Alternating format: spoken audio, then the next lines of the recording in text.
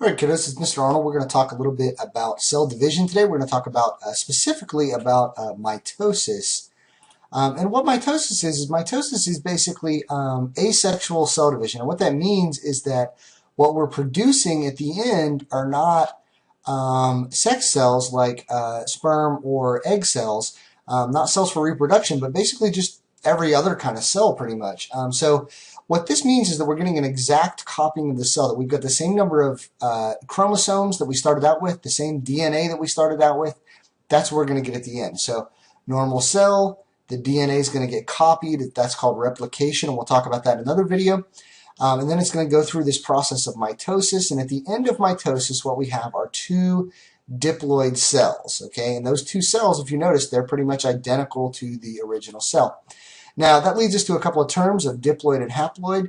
Diploid basically just means that you have two copies of each chromosome, okay? This is what we get out of mitosis, is diploid cells. So this blue right here, that's one type of chromosome, but two copies. Different chromosome, but two copies. Another chromosome, but two copies. In meiosis, which we'll talk about in another video and a little bit later in class, we get haploid cells out, in which case we only have one copy of each set of chromosomes instead of two. So chromosomes basically look like this. Now, in fact, most of the time in a cell, DNA is not organized into chromosomes. Usually it's organized into this stuff here called chromatin. Now, chromatin's still pretty organized. It's still got the double helix of DNA, and then it's wrapped around some other proteins that we'll talk about later, and then eventually all of that sort of gets folded up into this stuff called chromatin, where it's organized, but it's not organized in the same way as chromosomes.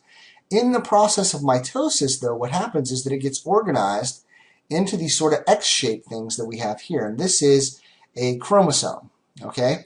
Now, there are parts of the chromosome here, so we've got, in the middle here, we've got a centromere. The centromere holds basically two halves together. Each half is called a chromatid, and together they're called sister chromatids, and the whole thing together is a chromosome. And 3 and 4 here, that's just the short arm and the long arm of the chromosome. So what's the process of mitosis then? So this is sort of a big summary of the whole thing. When I was in high school, we learned to memorize basically the steps of mitosis as IPMAT, I-P-M-A-T, which stands for Interphase, Prophase, Metaphase, Anaphase, and Telophase. That's basically what makes up most of mitosis. At the end, there's also actually another step called cytokinesis, so that kind of means it should be IPMATKA or something like that. Now, if you look at this diagram, what's interesting here is if you look at this, you're like, well, all I see is PMAT here. Well, all of this green stuff here, that whole part is what we call interphase. So that whole thing is the first part that leads up to mitosis. What it really is sort of like the normal life of the cell until we get to the mitotic phase, until we get to the actual splitting up of the two cells. So let's real briefly just run through the parts of interphase, and then we'll get into the other parts of the mitotic phase. So this part right here is what we call the G1 phase. G1 stands for gap, but a lot of times you'll also hear it called the growth phase, which I think is also pretty accurate, because that's essentially what is going on in that first phase, is that the cell is getting bigger and bigger. So you see this here where it says increase in volume of the cytoplasm. The cell's getting bigger. More proteins are getting made, and basically more and more organelles are getting produced, so that when the cell splits, that each new cell gets basically half of the organelle, so it's enough to make two new cells. In the second phase here, synthesis, and this is kind of important because when it says synthesis, what's being synthesized is DNA. The DNA in the nucleus is undergoing replication. That's basically the process of DNA being copied, and we'll have a whole another section on that later, but just know that this is where DNA gets copied. And then the third phase is what we call the second gap phase, or the second growth phase, the G2 phase. And again, more organelles are being produced, the cell is getting bigger and bigger, the cytoplasm is growing and growing. And so all of that together is interphase. You got G1, synthesis, and G2 that all together make up interphase, which is sort of the first part of mitosis, or you can kind of think about it almost like the normal part of a cell's life, okay? Then we go into the mitotic phase, okay? So that's where we get the prophase, metaphase, anaphase, telophase, and we're going to go through each of those individually and talk about what's going on there. So in prophase, and really if you look at this diagram up here, technically what this part here is, I mean, it can kind of be argued that this is called pro-metaphase instead of prophase, and that this over here is prophase.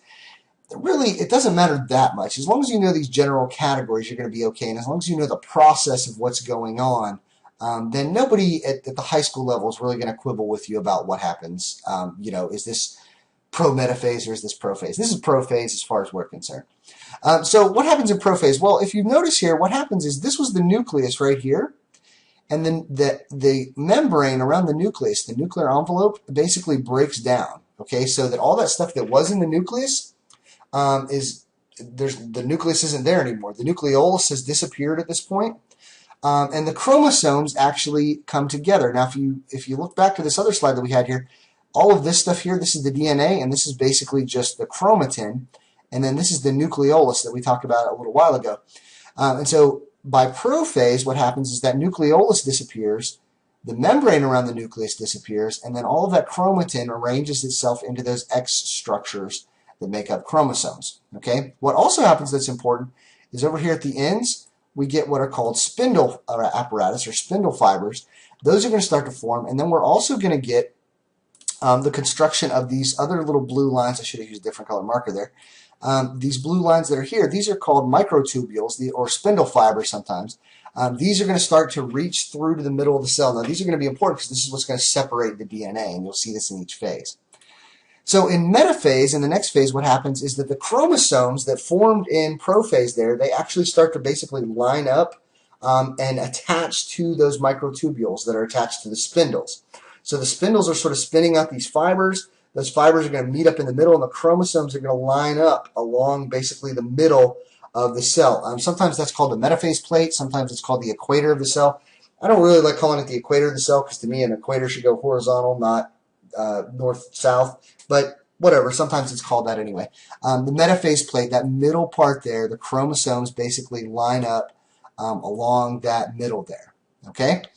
So you can kind of sort of guess what's going to happen next is if in metaphase they're lined up in the middle, in anaphase they're going to start to split apart. Now what happens here is that those sister chromatids get pulled apart. The spindle fiber is actually attached at the centromere, and then they're going to basically break the two halves of the X apart. So what you had at the beginning there was you had an X, okay, a chromosome made of X, and then they're going to pull apart. And so each half is going to get further and further apart during anaphase, okay, and that's what's shown here. These are the halves. So that's one half, and that's the other half of that sister chromatids that were originally part of that X-shaped chromosome. Okay, so that's anaphase. The last phase, technically, or at least according to some people, is what we call telophase. And in telophase, this is where we're really starting to get two different cells, because what starts to happen is that you start to get two nucleus, okay, two nuclei, that on each end of the cell, and during anaphase, the chromatids get pulled apart, okay, to each end of the cell, and then a new nucleus forms at each cell. We get a new nucleolus, the membrane starts to form back, and then what you see here is that the chromosomes are starting to not dissolve, but they're starting to basically disorganize themselves back into the chromatin that they're normally in, okay? So really the last step, and what's really important here to me anyway, as far as what splits apart in mitosis, is the last step, and this is what we call cytokinesis. Remember the word cyto means cell, so like when we're talking about cytoplasm or cytosol, that's the solution or the plasma inside of the cell. And kinesis is, I mean, the root there can mean motion, but what it also means in this case is to break apart. And so the cell is breaking apart. So what actually happens is that the cell breaks into two separate cells. So in the previous phases, we copied the chromosomes, the newly copied chromosomes move to each side, and then the cells finally in this last step here of cytokinesis are going to split apart. So we get two new cells, they've each got a nucleus, they've each got a bunch of organelles in them. How they split apart is a little bit different in each type of cell. In animal cells, and in most bacteria cells, you get these cleavage furrows, and what that basically means is that the cell just sort of pinches itself off there.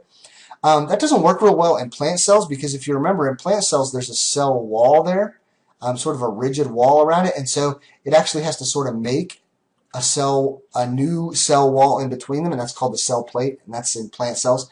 But for most purposes, what we can say is that the cells in cytokinesis, they basically start to build together and pinch off so that at the end you have two separate cells.